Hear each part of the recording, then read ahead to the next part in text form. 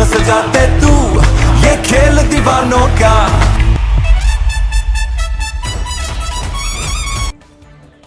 बिस्मिल्लाहिर्रहमानिर्रहीम, अस्सलाम वालेकुम वरहमतुल्लाहि वबरकातुह। नाजरीन, पाकिस्तान सुपर लीग का special program the cricket show और मैं हूं बाबर हयात। जनाब, आज खेला जा रहा है इस्लामाबाद यूनाइटेड और कराची किंग्स की टीमों के दरमियान एलिमिनेटर 1, जिसमें से हारने वाली टीम हो जाएगी टूर्नामेंट से आउट और जीतने वाली टीम कल खेलेगी पेशावर ज़ल्मी के साथ एलिमिनेटर 2। और फिर फैसला होगा कि कल के मैच के बाद के फाइनल कौन सी टीम खेलने जा रही है। इस वीडियो में हम बात कर रहे हैं पहली इनिंग्स की, यानी जो मुकम्मल हो चुकी है। कराची किंग्स ने पहले खेलते हुए 169 फॉर 9 किया है और अब इस्लामाबाद यूनाइटेड को यह मैच जीतने के लिए 162 रन्स की जरूरत है 20 ओवर्स में। और इसमें अब मैं आपको बताने जा रहा हूं कुछ बहुत इंपॉर्टेंट प्रेडिक्शंस मैंने की थी, जो बिल्कुल नहीं तो काफी हद तक करेक्ट साबित हुई हैं। ये प्रेडिक्शंस जानने से पहले आपसे गुजारिश कि अगर अभी तक आपने हमारा YouTube चैनल सब्सक्राइब नहीं किया तो क्रिकेट से पूरी तरह अपडेटेड रहने के लिए और क्रिकेट पर सबसे बेस्ट एनालिसिस के लिए आप हमारे इस YouTube चैनल को सब्सक्राइब कीजिए, बेल आइकन को दबा दीजिए। वीडियो अगर सही लगे, अच्छी लगे, प्रेजेंटेशन मुनासिब लगे तो इसको लाइक और शेयर करना मत भूलिए। नाज़रीन, इस्लामाबाद यूनाइटेड ने आज पहले बॉलिंग की है और कराची ने पहले बैटिंग की है। मैंने कहा था कि कराची की टीम में वो तमाम इंग्रेडिएंट्स मौजूद हैं जो किसी भी टीम को शिकस्त दे सकते हैं, और उन इंग्रेडिएंट्स में मैंने ये कहा था कि Colin Munro is the most important one. और मैंने कहा था कि कॉलिन मनरो क्या कर सकते हैं, ये जरा देखते हैं मेरी पहली प्रेडिक्शन कॉलिन मनरो के हवाले से। That is Colin Munro. जी हां, कॉलिन मनरो का बल्ला चल सकता है क्या आज इस मोस्ट इंपॉर्टेंट मैच में? मुझे लगता है कि कॉलिन मनरो का आज बल्ला चलेगा, बिकॉज जितना बड़ा वो खिलाड़ी है वो कुछ मैचेस से तो आउट रह सकता है, लेकिन यह नहीं हो सकता कि उसका कोई दिन ना आए। मुझे लगता है कि आज का दिन कॉलिन मनरो का दिन हो सकता है। ये मेरी गट फीलिंग है। लगता है कि Colin Munro will be in form again tonight। मैंने कहा था कि कॉलिन मनरो फॉर्म में वापस आ सकते हैं। आज वो किसी हद तक फॉर्म में वापस आए हैं और मैंने ये भी कहा था कि अगर कराची को जीतना है तो आज कॉलिन मनरो को परफॉर्म करना होगा। लेकिन कॉलिन मनरो ने उस तरह से परफॉर्म नहीं किया जिस तरह मैं सोच रहा था कि अगर कराची को यह मैच जीतना है तो कॉलिन मनरो को परफॉर्म करना पड़ेगा। मगर मोहम्मद मूसा ने आकर कॉलिन मनरो का जो जबरदस्त फ्लो बन चुका था, जिसमें उन्होंने शानदार शॉटें लगाई हैं और जबरदस्त तरीके से स्कोर को पावर प्ले में 70 प्लस पे ले गए, वो और बाबर आजम दोनों मिलकर। लेकिन कॉलिन मनरो की उस वक्त बहुत ही इंपॉर्टेंट विकेट मोहम्मद मूसा ने उनको कॉट बिहाइंड करवा दिया और इस तरह से जो मेरी एक्सपेक्टेशन थी वो वहां तक तो पहुंची, लेकिन एक अच्छा स्टार्ट ऑब्वियसली कॉलिन मनरो ने दिया। लेकिन मैं सोच रहा था कि कॉलिन मनरो को आज एटलीस्ट 50 प्लस स्कोर करना चाहिए था और बाबर आजम को भी जरा आउट ऑफ स्किन होकर खेलना चाहिए था। लेकिन बाबर आजम के बारे में स्टिल मैं यही कह रहा हूं कि वो अपनी रेटिंग के हिसाब से बहुत उन्होंने बिलो द एवरेज परफॉर्म किया है इस पूरी PSL में। One of the biggest disappointments of PSL। Karachi की तरफ से आज कोई भी खिलाड़ी उस तरह से परफॉर्म नहीं कर पाया। जो मैं कह रहा था कि कराची के पास सब इंग्रेडिएंट्स हैं, लेकिन उन इंग्रेडिएंट्स का क्लिक करना जरूरी है, उनको फॉर्म में आना जरूरी है। बट अगेन मैंने ये भी कहा था कि कराची के पास उतनी शानदार लक मौजूद नहीं है और आज भी यही हुआ कि कराची की किस्मत ने कराची का साथ नहीं दिया। और अगर हम बॉलिंग की बात करें तो बॉलिंग में इस्लामाबाद यूनाइटेड ने बड़ा जबरदस्त कमबैक किया है। मोहम्मद मूसा ने आज बहुत इंपॉर्टेंट 2 विकेटें बहुत इंपॉर्टेंट ली हैं, एक कॉलिन इनग्रिम की और दूसरी कॉलिन मनरो की। दोनों बहुत बड़े खिलाड़ी जिनको मोहम्मद मूसा ने आउट किया, सो उनका बहुत इंपॉर्टेंट रोल है। इसके अलावा फ़हीम अशरफ ने अच्छी बॉलिंग की है, मोहम्मद शमी ने अच्छी बॉलिंग की है और शादाब खान ने भी बहुत ज़बरदस्त बॉलिंग की है अगर हम कंपैरिजन करें जो पावर प्ले था उसके साथ।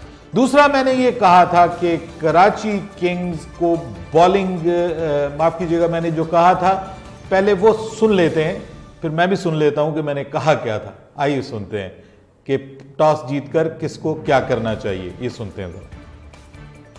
और इस्लामाबाद यूनाइटेड को मेरे ख्याल में अगर वो टॉस जीतते हैं तो उनको पहले फील्डिंग करनी चाहिए।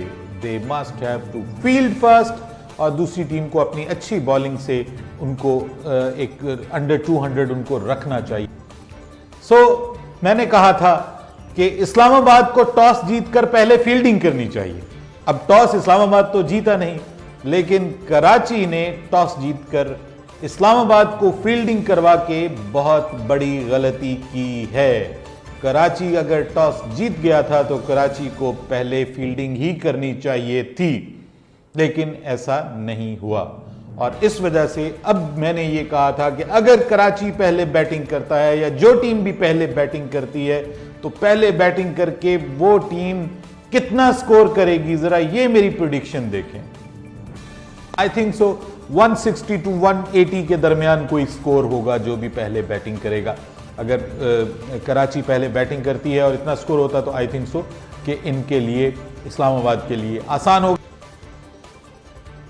जनाब। तो मैंने कहा था फ्रॉम 160 टू 180 और ये तो जनाब बिल्कुल 161 किया है इन्होंने। बिल्कुल मेरी प्रोडक्शन का जो बेस मैंने बताया था उसको इन्होंने पूरा किया है। ये मैं कोई इतना, वो अल्लाह माफ करे मुझे, कोई गैब का इल्म तो अल्लाह की ज़ात के सिवा किसी को नहीं होता। मैं सिर्फ अपने तजुर्बे की बुनियाद पे, जो मुझे समझ है क्रिकेट की, उसकी बुनियाद पे ये मैंने प्रेडिक्शंस की हैं। इसको ये मत समझिए कि मेरी हर प्रेडिक्शन दुरुस्त साबित होगी या मैं कोई बहुत पहुंची हुई चीज़ हूँ। भाई मैं क्रिकेट का एक शहदाई हूँ, क्रिकेट से मोहब्बत करने वाला हूँ और क्रिकेट की जो मुझे सेंस है, जो मैं देखता आया हूँ अब तक क्रिकेट को, उसकी बुनियाद पे मैंने प्रेडिक्शंस की हैं और वो बहुत हद तक दुरुस्त साबित होती हैं। अब इस्लामाबाद यूनाइटेड को क्या करना है? इस्लामाबाद यूनाइटेड को आज ये मैच जीतना है और मेरी प्रेडिक्शन भी यही है कि इस्लामाबाद यूनाइटेड आज ये मैच जीतेगी इंशाअल्लाह। लग रहा है इस वक्त के इस्लामाबाद यूनाइटेड के लिए जीतना बहुत मुश्किल नहीं है, लेकिन स्टिल कराची को इतना ज़्यादा बेदिल नहीं होना चाहिए, बिकॉज 161 को बहुत ही कम स्कोर नहीं है, इतना कम स्कोर नहीं है कि उससे बहुत ज़्यादा परेशान हुआ जा सके, फिर भी एक रीजनेबल स्कोर है और Karachi can fight with that score. मैंने आपको पहले भी कहा था कि मेरी विश है, बहुत सारे पाकिस्तानियों की विश है कि कराची जीते, लेकिन भाई कराची वालों, मैंने पिछली वीडियो में भी कहा था कि मैं क्या करूं कि प्रिडिक्शन, जो अवेलेबल स्टैटिस्टिक्स होते हैं, जो टीमों की जो साइकोलॉजी होती है, जो उनकी मेंटल स्ट्रेंथ होती है, जो उनका कैप्टन होता है और जिस तरह से उनकी मैनेजमेंट उनको लेकर चलती है, इन सब चीज़ों को देख के बंदा प्रिडिक्ट करता है। कराची के लिए हालात अब काफ़ी गंभीर हैं, जो विन परसेंटेज है वो काफ़ी नीचे आ गई है अब कराची की। लेट्स सी कि अब क्या होता है और कौन कैसे परफॉर्म करता है फ्रॉम कराची। कराची के बॉलर्स को आज बहुत ज़बरदस्त परफॉर्म करना है। उस्मान खान शनवारी को आज शानदार बॉलिंग करनी पड़ेगी, मोहम्मद आमिर को आज ज़बरदस्त बॉलिंग करनी पड़ेगी, उमर खान बहुत इंपॉर्टेंट रोल प्ले करेगा, ये मैं बता रहा हूं आपको, बिकॉज इस पिच के ऊपर स्पिन की जो बॉलिंग है वो बेहतर रिजल्ट देगी। अगर पेस आएगा बॉल के ऊपर तो वो बल्ले पे आएगी और ग्राउंड से बाहर जाएगी। जहां पे आप पेस ऑफ करते हैं, वहां पे मीडियम पेस हो या आप पेस ऑफ करते हैं, स्पिन लाते हैं, तो उसके लिए वो बेहतर हो जाता है। इफ्तिखार भी अवेलेबल हैं, उनसे भी बॉल करवाई जा सकती है, इमाद वसीम भी हैं ऑब्वियसली, और उमर खान भी हैं। दे हैव 3 ऑप्शंस कि जिनसे वो कम से कम अगर 12 ओवर नहीं तो 10 ओवर जरूर करवा सकते हैं। मेरे ख्याल में ये करना पड़ेगा कराची को, अगर वो मैच जीतना चाहते हैं तो उन्हें थोड़ा आउट ऑफ द बॉक्स होकर सोचना पड़ेगा। मैंने कल कहा था कि they have to play out of their skins, Karachi को बिल्कुल आउट ऑफ देयर स्किन्स होके प्ले करना पड़ेगा, बिकॉज मैंने ये भी कहा था कि इस्लामाबाद यूनाइटेड को एक हैबिट है मैच जीतने की और उनको हुनर आता है मैच जीतने का, और जिसको ये हुनर आ जाए उसके साथ सब कुछ उसके साथ हो जाता है। आपका क्या ख्याल है? अभी देखते हैं इस्लामाबाद की रिप्लाई, हमारे कमेंट सेक्शन में आइए और आपको मेरी प्रेडिक्शंस कैसी लगी उसके हवाले से अगर अच्छी लगी तो तारीफ भी कीजिए और इसके अलावा अपनी टीम को सपोर्ट भी कीजिए। But still it's half way down और अभी भी फैसला होना है कि who is gonna win this match, but my favourite is Islamabad United. Babar Hayat को इजाजत दीजिए, अल्लाह हाफिज।